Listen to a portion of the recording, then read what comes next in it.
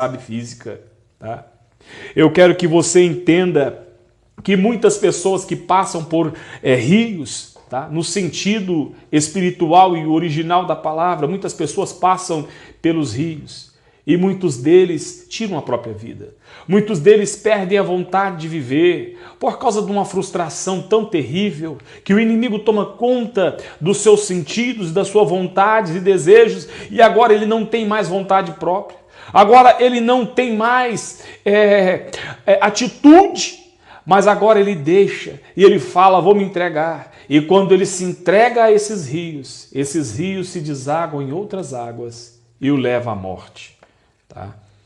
E essa morte talvez ela vai te induzir ao inferno, porque o que o diabo quer hoje é o seguinte, é tirar o seu desejo de viver, é tirar o seu desejo de vida, é achar que fazer você se achar infeliz, tá? Uma pessoa que não faz diferença para nada.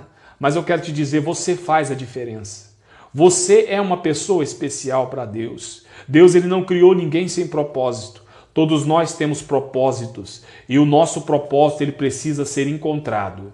Por isso que a Bíblia fala que aquele que encontra a porta, ele entra por ela. Mateus capítulo 7, tá? E versículo 13. Porfiai por entrar pela porta estreita, porque larga é a porta e espaçoso é o caminho que conduz à perdição e muitos são os que entram, passam por ela. Mas estreita é a porta e apertado o caminho que conduz à vida e poucos são os que a encontram. Percebe a diferença? Que a porta larga, todo mundo passa por ela livremente, não precisa nem fazer força, um empurra o outro, e assim eles passam livremente a porta do inferno, a porta da morte, mas a porta da vida, ela precisa ser encontrada. A Bíblia fala que ela é tão estreita e ela é pequena que poucos são os que a encontram. Eu quero te apresentar essa porta. E essa porta é Jesus. Essa porta é Jesus que vai te dar sentido à sua vida. Você vai entender que sem Jesus você não vai conseguir ser feliz. Sem Jesus você não vai conseguir deitar a cabeça no travesseiro e se sentir importante. Sem Jesus você não vai ser bem-sucedido materialmente, profissionalmente e consigo mesmo. Nós precisamos primeiro acreditar em nós como pessoas. Acreditar em nós que nós podemos. Porque com Cristo nada é impossível. Com o Espírito Santo não existe coisa grande, tá? Mas o Espírito Santo ele nos capacita. Assim como ele já fez com muitos personagens da Bíblia Sagrada, que em outro vídeo a gente pode falar, tá? Sobre Gideão, que não acreditava em si mesmo, sobre Davi, que era pequeno, tá? Sobre tantos outros, Saul, que se sentia uma pessoa tão fraca para governar, tá? Então muitas outras pessoas que a Bíblia cita, que se tornaram pessoas poderosas pelo Espírito de Deus. Tá bom? O último ponto aqui é o fogo. Aí a Bíblia diz o seguinte aqui, ó, tá? No versículo de número 2 ainda. Quando você andar através do fogo, ele não te queimará.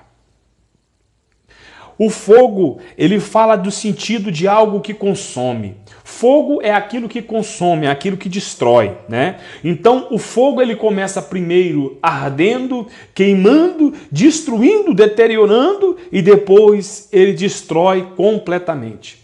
O fogo no sentido espiritual aqui, ele fala de ira, ele fala de desejo incontrolável, ele fala de ódio, ele fala de falta de perdão, então ele fala de rancor, ele fala de algo que afasta a alma do homem de si mesmo e de Deus, afasta a alma do homem do seu próximo e também de si mesmo e de Deus. O que eu quero dizer com isso? O sentido aqui de fogo está falando de algo que está te consumindo. E você não está percebendo que isto que está te consumindo devagar pode te levar à falência. Eu quero dizer para você, muitas pessoas, tá? Elas morrem espiritualmente por causa do fogo da ira, do fogo do ódio ou do fogo da falta de perdão, que é o rancor. Eu quero dizer para você o seguinte, para você se libertar e para que esse fogo não venha te consumir, você precisa, tá, de um elemento importante, e esse elemento ele é chamado de pessoa na Bíblia Sagrada, e eu quero dizer para você, ele é um ajudador.